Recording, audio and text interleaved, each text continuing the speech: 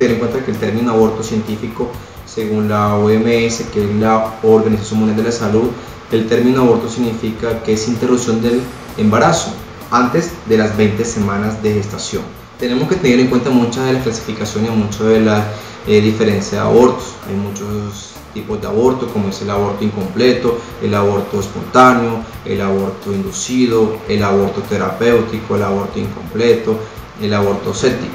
Todo esto va clasificado dependiendo de los síntomas y la evolución de las pacientes. Son las repercusiones que se pueden desencadenar en una mujer dependiendo del tipo de aborto. Si es un aborto incompleto, un aborto espontáneo o un aborto completo, donde son más por cualquier malformación o por cualquier riesgo de la embarazada de la mujer, las repercusiones clínicas o las repercusiones fisiológicas en ellas no son tan graves como en el aborto inducido instrumental, que es aquel que se realiza cuando la mujer se provoca su aborto, cuando va a un médico que le realice este tipo de procedimiento, donde utilizan instrumentos, lo cual puede llegar a producir o a dañar lo que es la parte del útero, perforando, que son las repercusiones en este tipo de abortos, perforando el útero y posterior una hemorragia, y estas hemorragias pueden llegar a presentar un cuadro anémico y pues la paciente se va a morir.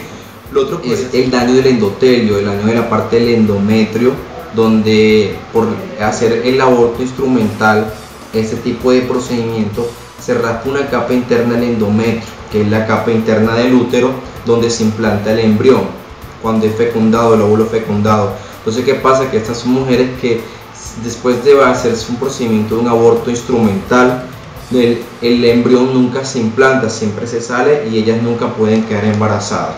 Entonces, esas son las repercusiones fisiológicas del aborto.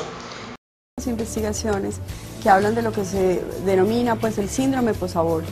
El síndrome posaborto es un conjunto de síntomas experimentados que han sido identificados por diferentes estudios que experimenta la mujer: pesadillas, alcoholismo, drogadicción, anorexia y bulimia, muchas veces promiscuidad, depresión, suicidio, maltrato de los hijos. En términos generales, realmente el panorama es muy doloroso y muy negativo. Provocado, suele, por el mismo impacto, la mente hacer como una especie de minimización, negación, en el cual justifican, y muchas veces en las clínicas abortistas o las personas les dicen que eso es como sacarse una muela, cuando pues realmente yo nunca he visto una persona traumatizada por sacarse una muela. Hay un impacto psíquico muy grande porque ella se está haciendo violencia a su propio ser de mujer, que está llamado a acoger, a proteger, a sacar adelante esa vida humana. Al principio impacta mucho el embarazo, pero hay que tener valor y hay que rodearlos, los papás, los hermanos, las amigas, en vez de empujarlos a algo que los va a destruir psíquica y moralmente, darles todo tipo de recursos y apoyos para que sigan adelante, que pasado ese momento duro, la mayoría estará muchísimo mejor. Bueno, en Colombia el Código Penal establece en el artículo 122 como una conducta punible una pena de una prisión de 1 a 3 años. Esta norma fue demandada por varias personas y en el año 2006, con la sentencia C-355, la Corte Constitucional admite entonces que en 3 casos, que son la malformación del feto, el hecho de que el embarazo sea el resultado de una violación o de un acceso carnal violento, y el hecho de que el embarazo represente un peligro para la vida de la mujer, en esos 3 casos, repito, es viable practicar la interrupción del embarazo sin tener consecuencias penales para la mujer que así lo determine. Esta sentencia, que fue una sentencia bastante polémica, con muchas consecuencias dentro de la sociedad colombiana, digamos que ha tenido unas dificultades grandes para ser llevada a la práctica, y de hecho pues se ha tenido que reglamentar frente a muchas instancias de las EPS y del sistema de salud, el que la mujer pueda entonces efectivamente interrumpir el embarazo dentro de los plazos, que no representa tampoco un peligro para su vida, y teniendo en cuenta pues estas circunstancias que acabo de mencionar. El aborto no debería de existir, porque yo pienso que de todas maneras es un ser humano que se ha empezado a formar y pues que realmente merece también vivir. Pero creo que hay situaciones en las cuales amerita que suceda.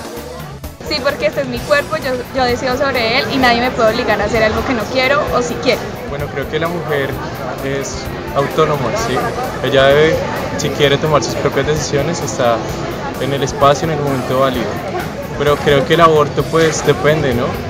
Si la vida de la mujer está en riesgo, ¿sí? Si no lo quiere tener o si no siente las capacidades o con las capacidades necesarias de darle una buena vida al hijo, creo que es válido. Pero también hay que ser responsable, ¿no? Y ver desde antes los sistemas o las formas de no tener un hijo, sí, que ya existen. Yo no estoy de acuerdo con el aborto, pienso que existen otras formas para prevenir esa clase de embarazos no deseados, entre esas pues los métodos de planificación.